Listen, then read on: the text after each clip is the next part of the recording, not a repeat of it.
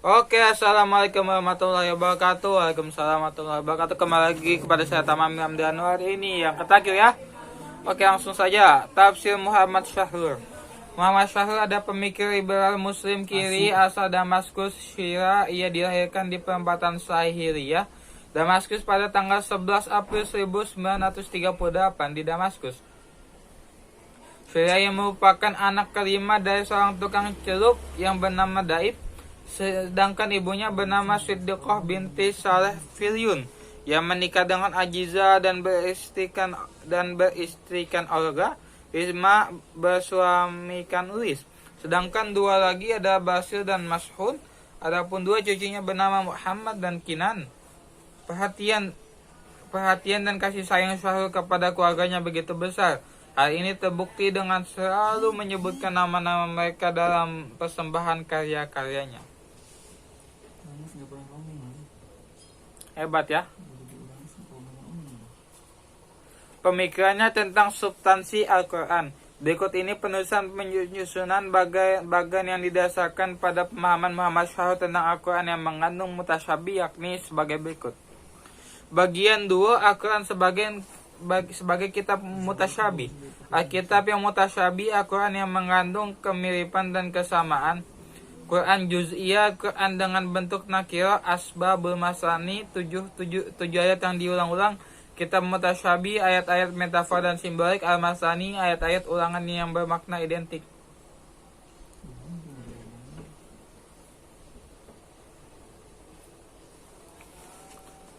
Wah, udah baru 2 menit ya.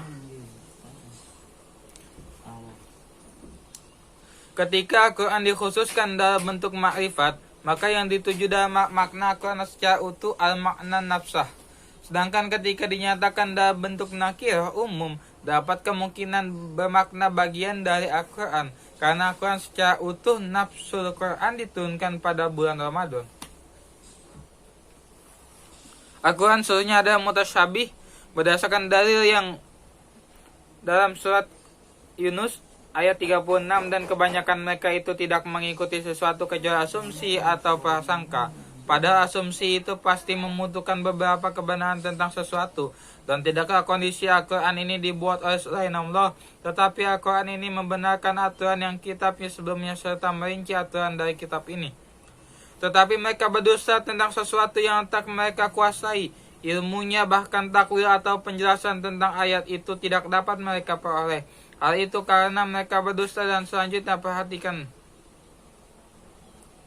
Al-Juz As-Sabit, bagian yang konstan, merupakan aturan umum qawain al-ammah yang tersusun bagi eksistensialitas al-wujud secara menyeluruh dari mulai penciptaan alam Big Bang pertama, yang di dalamnya terdapat aturan evolusi qawanin at-tawatur, bahwa kematian adalah pasti dan perubahan hukum kejadian tagoyur as-syarat berupa adanya kemiripan dan alam eksistensi makhluk hingga adanya waktu kiamat as-sa'ah dan tiupan sangkakala dan kebangkitan seluruh makhluk serta surga dan neraka.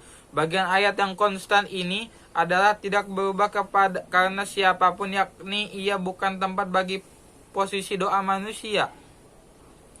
Karena seluruh doa penduduk bumi dan para nabi untuk merubah eksistensi ayat ini tidak akan dapat merubahnya. Bagian ayat umum ini adalah aplikasi dari ungkapan surat Al-Kahfi ayat 27. Watsuma uhiya minal kit ilaika minal kit min kitabi rabbika lima mubaddila kalimatihi walang tajida min dunihi multahada. Tidak ada seorang pun yang dapat merubah kalimatnya.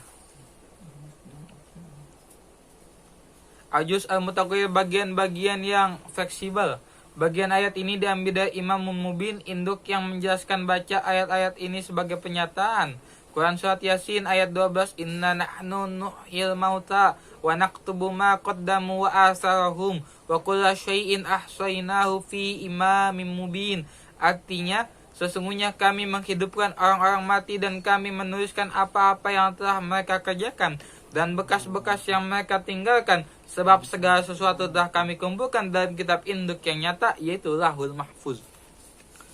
Udah berapa menit nih? Buset, baru 5 menit. Waduh. Semangat.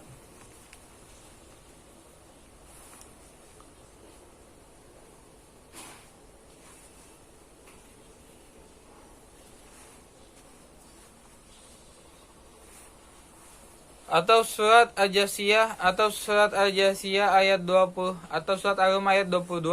Wa min ayati khalqus samawati wal ardi wa ikhtilafal alsinatukum wa alwanikum fi dzalika laayatil lil alamin. Adapun ayat-ayat Allah dikhususkan untuk fenomena alam, tetapi deskripsi fenomena alam ini terdapat juga pada istilah imam mubin seperti di dalam Quran surat Al-An'am ayat 59. Pada istilah kedua ini mengandung adanya perubahan, yakni posisi masuknya nilai-nilai ketuhanan sesuai dengan hukum alam nawasis al-kauniyah yang ditetapkan. Kedua, kerja manusia yang bersandarkan kepada af'alul insan wal aliyat, yaitu yang disebut dengan kisah atau cerita faktual al-qasas di dalam kitab, memberikan penguatan bahwa cerita faktual termasuk bagian dari Al-Quran. Pak, saya capek Pak. Pak, kasihan saya Pak. Lanjut Pak ya, oke. 3 menit lagi. 3 menit lagi.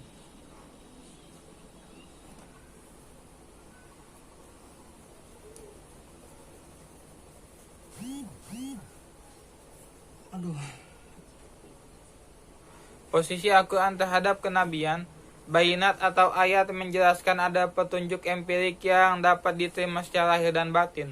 Bayinat berarti mengajukan argumentasi bersama bukti dan petunjuk empirik. Argumentasi Allah ada penyampaian manusia kepada pesan hukum dan memperkuat pesan ini Allah. Yang diperkuat dengan penjelasan eksternal. Taurat juga datang selaras dengan bumisasi ilmu pengetahuan al-adliyat al-ma'rifiyat saat itu, yakni selaras dengan proses kesadaran manusia semenjak 3000 tahun. Allah memberikan juga kepada Nabi Musa di samping Taurat juga Alkitab Al-Furqan terhadap 9 bayinat yang menjadi petunjuk kepada kebenaran Musa. Ke-9 tanda itu ada tongkat tangan yang memancarkan cahaya, belalang, kutu, angin, topan, katak, darah, terbelahnya laut merah dan kotoran dan yang lain-lainnya. Oke, mungkin ini saja yang bisa saya sampaikan. Kurang lebihnya mohon maaf. Billahi taufik wal hidayah. Assalamualaikum warahmatullahi wabarakatuh. Alhamdulillah ya Allah. Ya Allah, tugas hamba selesai.